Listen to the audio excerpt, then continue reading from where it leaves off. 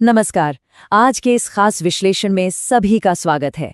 आज हम एक ऐसी सच्चाई पर बात करने वाले हैं जो सच में किसी साइंस फिक्शन फिल्म की कहानी जैसी लगती है। जरा सोचिए, एक बेहद छोटी सी चीज, इतनी छोटी कि बस आपकी हथेली में समा जाए और वो हमारी इस पूरी मॉडर्न दुनिया को रोशन करने की ताकत रखती हो। इस प्रेजेंटेशन में हम विज्ञान, इंजीनियरिंग और इससे जुड़े भारी जोखिमों के उस रोमांचक सफर पर चलेंगे जो इस नामुमकिन से लगने वाले चमत्कार को असलियत बनाता है। अब सोचने वाली बात यह है कि मूंगफली के दाने जितना छोटा सा एक ऑब्जेक्ट हजारों घरों को पूरे एक साल तक बिजली कैसे दे सकता है। यही तो इस पूरी कहानी का सबसे बड़ा सस्पेंस है। एक पल के लिए इमेजिन कीजिए कि एक पूरे शहर को रोशन करने के लिए कितने ईंधन की जरूरत पड़ती होगी। बहुत ज्यादा, है ना। और फिर उस विशाल ईंधन के पहाड़ की तुलना इस जरा से यूरेनियम पैलेट से कीजिए। एक अकेले छोटे से कण के अंदर इतनी विशाल ऊर्जा आखिर पैक कैसे होती है? ये सच में हैरान कर देने वाला है और यही आज की हमारी चर्चा का मेन फोकस है। तो ये ऊर्जा असल में कितनी विशाल है? चलिए इस तुलना से समझते हैं।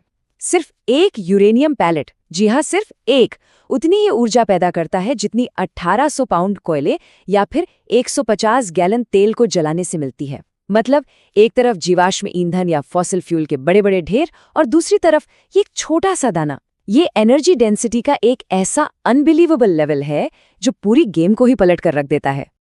आइए देखते हैं कि आज हम क्या क्या कवर करने वाले हैं। सबसे पहले इस पीनट साइज पावर हाउस के रहस्य को समझेंगे। इसके बाद इसकी खोज के दिलचस्प इतिहास पर नजर डालेंगे।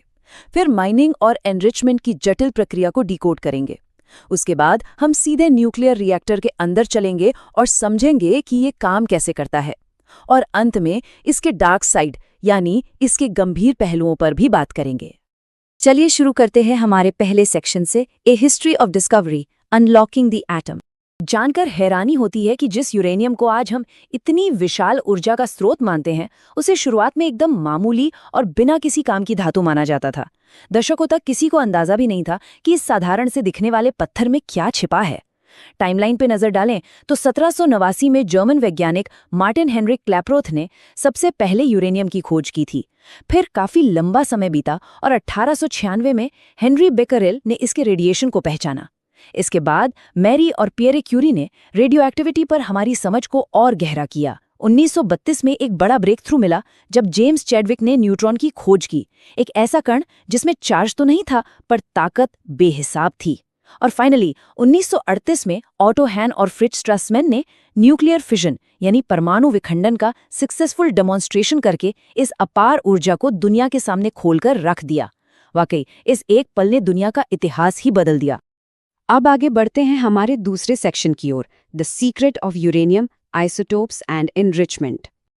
अच्छा, एक चीज यहाँ समझना बहुत जरूरी है। प्राकृतिक रूप से यूरेनियम जैसा खदानों से निकलता है ना, वो सीधे तौर पर हमारे रिएक्टरों के किसी काम का नहीं होता। ऐसा क्यों? इसका जवाब इसके केमिकल स्ट्रक्चर में छिपा है। नेचुरल यूरेनियम में 99.3% हिस्सा यूरेनियम 238 का होता है और जरा सोचिए, सिर्फ 0.7% हिस्सा यूरेनियम 235 का होता है।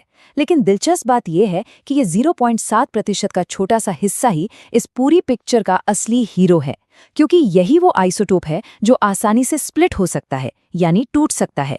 इसीलिए इस हीरो आइसोटोप की मात्रा को बढ़ाना पड़ता है, जिसे हम एनरिचमेंट कहते हैं। बिना इसके इतनी विशाल ऊर्जा पैदा करना नामुमकिन है। अब ये एनरिचमेंट की तकनीक आई कहाँ से? तो बता दें कि इसका जन्म काफी तनावपूर्ण माहौल में हुआ था।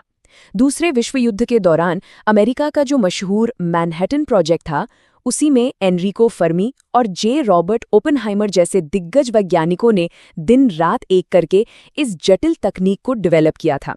हालांकि उस समय उनका मेन गोल पहला परमाणु बम बनाना था, लेकिन बाद के दशकों में यही साइंटिफिक खोज दुनिया भर में शांति से बिजली पैदा करने का सबसे बड़ा जरिया बन गई।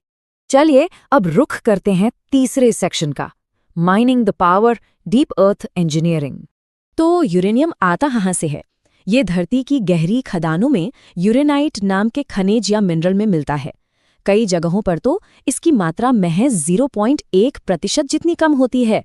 कनाडा के सस्केचुवान जैसे इलाकों में जहां ये पाया जाता है, वहां इसे बाहर निकालना कोई बच्चों का खेल नहीं है। माइनिंग करते समय जमीन के नीचे पानी भरने का बहुत बड़ा खतरा रहता है। इससे बचने के लिए इंजीनियर्स एक गजब की तकनीक इस्तेमाल करते हैं, जिसे आर्टिफिशियल ग्राउंड फ्रीजिंग कहते हैं। मतलब खदानों को बाढ़ से बचाने के लिए वो जमीन को -30 डिग्री सेल्सियस तक ठंडा कर देते हैं, ताकि वहां बर्फ की असली दीवारें बन जाएं। है ना बिल्कुल हैरान कर देने वाली इंजीनियरिंग। अब जमीन से निकलने के बाद इस रेडियोएक्टिव चट्टान को एक काम की चीज बनाने के लिए 3 बहुत ही सटीक स्टेप्स फॉलो किए जाते हैं। सबसे पहले रेडिएशन के भारी खतरे को देखते हुए रिमोट कंट्रोल मशीनों की मदद से इसकी ड्रिलिंग और एक्सट्रैक्शन की जाती है। फिर दूसरे स्टेप में इन भारी चट्टानों को क्रश करके एकदम बारीक पाउडर में बदल दिया जाता है। और फाइनली तीसरे स्टेप में होती है केमिकल प्रोसेसिंग, जहां तेज एसिड का इस्तेमाल करके उस चट्टान के बाकी कचरे से एकदम शुद्ध यूरेनियम को अलग कर लिया जाता है। यूरेनियम अलग तो हो गया, लेकिन अब आता है सबसे मुश्किल और सबसे अहम काम, एनरिचमेंट। इसके लिए क्या करते हैं कि यूरेनियम को गैस में यानी UF6 में बदल देते हैं और फिर उसे हाई स्पीड सेंट्रीफ्यूज के अंदर डाल देते हैं। इन मशीनों के अंदर उस गैस को हजारों बार इतनी भयानक स्पीड से घुमाया जाता है कि भारी वाला यूरेनियम 238 झटके से बाहर की तरफ चला जाता है और हमारा वो हल्का लेकिन बहुत जरूरी यूरेनियम 235 मशीन के बिल्कुल सेंटर में इकट्ठा होने लगता है। एनरिचमेंट की इस लंबी प्रोसेस के बाद इस गैस को वापस एक सॉलिड यानी ठोस रूप में लाया जाता है। इसे यूरेनियम डाइऑक्साइड के पाउडर में बदला जाता है और फिर वापस वहीं आ गए हम। इसे उन्हीं छोटे छोटे मूंगफली के आकार के पैलेट्स में ढाल दिया जाता है, जिनकी बात हमने शुरुआत में की थी। खदान की मिट्टी से लेकर इस छोटे से पैलेट तक का ये सफर सच में विज्ञान का एक मास्टरपीस है। अब हम पहुंच गए हैं अपने चौथे सेक्शन पर, inside the nuclear reactor, the chain reaction. तो अब देखते हैं कि जब ये पावरफुल पैलेट एक पावर प्लांट के बिल्कुल दिल में यानी रिएक्टर में पहुंचता है तो होता क्या है। रिएक्टर के अंदर एक बहुत ही तेज लेकिन स्ट्रिक्टली कंट्रोल्ड चेन रिएक्शन होती है। आइए इसे स्टेप बाय स्टेप समझते हैं। पहला, न्यूट्रॉन आकर यूरेनियम 235 से टकराते हैं। दूसरा, इस टक्कर से एटम स्प्लिट होता है, टूटता है और भारी मात्रा में ऊर्जा के साथ साथ कुछ नए न्यूट्रॉन भी निकलते हैं जो आगे जाकर और एटम्स को तोड़ते हैं। तीसरा, इस प्रोसेस से पैदा हुई जबरदस्त गर्मी पानी को उबालकर उसे हाई प्रेशर भाप में बदल देती है। और चौथा, यही भाप जब विशालकाय टरबाइन को घुमाती है तो वो इलेक्ट्रिसिटी पैदा होती है जो हमारे और आपके घरों तक पहुंचती है। इस माइक्रो लेवल की फिजिक्स का मैक्रो लेवल पर असर क्या होता है, ये नंबर सब कुछ साफ कर देता है। सिर्फ एक न्यूक्लियर रिएक्टर, जी हाँ, केवल एक रिएक्टर लाखों लोगों के लिए बिना रुके लगातार बिजली पैदा कर सकता है। वो छोटे छोटे एटॉमिक स्प्लिट्स जो हमें आंखों से दिखते भी नहीं हैं, वो एक साथ मिलकर पूरे के पूरे शहरों को जगमगाए रखने की ताकत रखते हैं। लेकिन हर चीज का एक दूसरा पहलू भी होता है। आते हैं हमारे पांचवें और आखिरी सेक्शन पर, the dark side, managing spent fuel. अब इतनी अपार शक्ति हाथ लगी है तो इसकी कुछ कीमत भी चुकानी पड़ती है। ऊर्जा का पूरी तरह इस्तेमाल करने के बाद जो स्पेंट फ्यूल बच जाता है, उसकी सच्चाई काफी डराने वाली है। सिर्फ 1 साल तक रिएक्टर में इस्तेमाल होने के बाद ये फ्यूल रॉड्स इतने ज्यादा गर्म और इतने खतरनाक रूप से रेडियो एक्टिव हो जाते हैं कि इंसान का इनके पास जाना भी जानलेवा हो सकता है। इसीलिए सुरक्षा के लिए इन्हें 25 से 30 फीट गहरे पानी के पूल्स के अंदर रखा जाता है, और वो भी 1-2 दिन नहीं बल्कि कम से कम 10 सालों तक, सिर्फ इनका तापमान कम करने के लिए। आज ग्लोबल लेवल पर ऐसे लाखों फ्यूल रॉड स्टोर किए गए हैं जिन्हें आने वाली कई सदियों तक सुरक्षित रखने की एक बहुत बड़ी जिम्मेदारी हमारे ऊपर है। और यही बात हमें आज के सबसे बड़े और अहम सवाल पर ले आती है, क्या एटम की इस असीमित और चमत्कारी शक्ति का फायदा उठाना उसके पीछे छूट जाने वाली इस रेडियो एक्टिव विरासत की जिम्मेदारी उठाने के बराबर है? ये इंसान की बुद्धि, हमारी एडवांस्ड इंजीनियरिंग और एक बहुत बड़े रिस्क के बीच का ऐसा बैलेंस है जिसके बारे में हमें हर बार वो बिजली का स्विच ऑन करते हुए जरूर सोचना चाहिए।